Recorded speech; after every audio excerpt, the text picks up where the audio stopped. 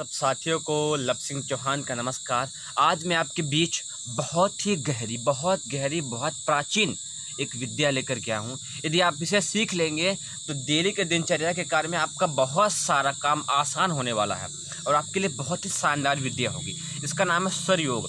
जैसा कि आपको पता है, शरीर में श्वास प्रश्वास के मार्ग को नाड़ी कहते हैं और आपके शरीर में ऐसी 72,000 नाड़ियां हैं। उसमें से नाड़ियों को नस नहीं समझना चाहिए, नाड़ियां अलग होती हैं।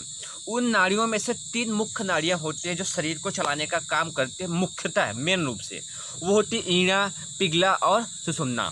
ईड़ा बोलते हैं चंद्र नाड़ी को, पिघला बोलते हैं सूर्य नाड़ी को, और इन दोनों के बीच में जो होती है उसको बोलते हैं सुषुम्ना नाड़ी।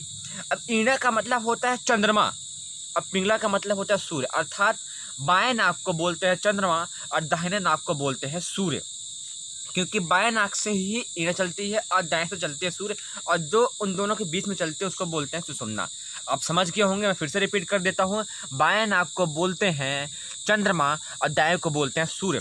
अर्थात बहुत सारे काम आपको ऐसे होते हैं जो चंद्रमा के गुण वाले करने होते हैं, और बहुत सारे काम ऐसे होते हैं जब आपको सूर्य की जरूरत पड़ती है, गर्मी की जरूरत पड़ती है, तेज की जरूरत पड़ती है, और बहुत सारे काम ऐसे होते हैं जो शांति की जरूरत पड़ती है। तो जब आपको चंद्रमा की जरूरत पड़े तो आपका बाएं नाक चले, जब आपको जरूरत पड़े सूर्य की तो आपका दाएं नाक चले।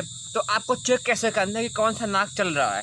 तो आप हाथ लगा सकते हैं सामने नाक के नीचे, जिस नाक से हवा बाहर निकलेगी उस समय वही नाक चल रहा है। इसमें ऐसा होता है कि जिस नाक में तेज़ हवा चलेगी, क्योंकि सपोर्ट में थोड़ा बहुत दूसरे नाक से हवा आती है, आ सकती है, लेकिन मैक्सिमम एक नाक ही चलता है, एक नाक से ही तेज़ हवा आती है। आप सोच रहे होंगे क्या कभी ऐसा होता है कि दोनों नाक एक साथ चलते हैं? हाँ, कभी कभार ऐसा होता है, वो बहुत विशेष समय होता है जब दोनों नाक एक साथ चलते हैं। मैं बताऊंगा तीनों के प्रॉफिट क्या क्या हैं। पहला मैं रिपीट करता हूं कि जब आपका बायां नाक चले उस समय आपको कौन कौन से काम करना चाहिए। मैं लिख के लेके आया हूं और रिपीट करता जाऊंगा, उससे आपको देखने की कोशिश करनी है। इसमें स्पष्ट रूप से आपको मालूम है कि जब आपको माइंड का काम करना हो, विवेक का काम करना हो और स्थायित्व वाले काम करने हो, तब आपको चंद्रमा को चलाना चाहिए, बाएं नाक आपका चलना चाहिए। इसमें कौन कौन से आते हैं? विवाह के समय, दान के समय, मंदिर बनवाने के समय, कुएं में जाने के समय, तालाब बनवाने के समय, नए वस्त्र पहनते समय, घर बनाना हो तब, आभूषण बनवाना हो तब, शांति के काम, पुष्टि के काम, सफा खान, औषधि देने वाला काम, रसायन बनाने वाला काम, मैत्री, व्यापार, बीज बोना, दूर की यात्रा, विद्या अभ्यास, योग क्रिया, यह सब कार्य अधिक गंभीरता और बुद्धिमत्ता के कार्य की आवश्यकता होती है। इसीलिए इस समय चंद्र का चलना बहुत ही जरूरी होता। अब मैं आपको बताऊंगा कि सूर्य आपका दायां नाक कब चले, जब आपके कौन कौन से काम करने हो। तो शुरुआत में आपका दायां नाक चले, तो मैं रिपीट करता हूं, काम को समझने की कोशिश कीजिएगा, क्योंकि बहुत लंबा था इसलिए मैं नोट करके लेके आया हूँ, तो आप समझने की कोशिश कीजिएगा। जब आपको उत्तेजना वाले काम करने हो, आवेश वाले काम करने हो, जोश वाले काम करने हो, उस समय सूर्य स्वर का चलना उत्तम माना गया है। जैसे क्रूर कार्य करना हो, स्त्री संभोग करना हो, भ्रष्ट कार्य करने हो, युद्ध करना हो, देश का ध्वंस करना हो, विष खिलाना हो, मद पीना हो, हत्या करनी हो, खेल खेलना हो, काट करना हो, पत्थर फोड़ना हो, पृथ्वी के साथ खेल खेलना हो, रथ को तोड़ना हो, तंत्र विद्या करनी हो, जुआ करना हो, चोरी करना हो, व्यायाम करना हो, नदी पार करना हो, अर्थात और सभी कठोर कर्मों का समर्थन।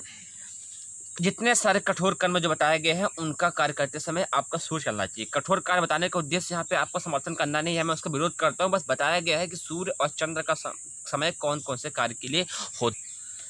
और एक विशेष समय होता है जब सूर्य और चंद्र और सूर्य दोनों एक साथ चलते हैं। वो एक बहुत ही विशेष समय होता है जिसको बोलते हैं सुषुम्ना। उस समय मस्तिष्क एक अलग ही दिशा में चलता है, शांत हो जाता है। अक्सर इस सुषुम्ना की अवस्था में लिया हुआ डिसीजन अक्सर ही अपूर्ण होता है, असफल होता है और अधूरा छोड़ने के लिए स्थिति होती है, क्योंकि उस समय आपकी स्थिति जो होती है वो परम अवस्था में होती है, आध्यात्मिक अवस्था में होती है। संसार से मन व्यक्त करने का मन करता है, सब चीज़ झूठी और अस्थायी लगती हैं। भगवान को पाने के बाद एक विशेष समय कब आता है मालूम नहीं चलता है। सुषुम्ना की अवस्था सबसे टिपिकल अवस्था होती है।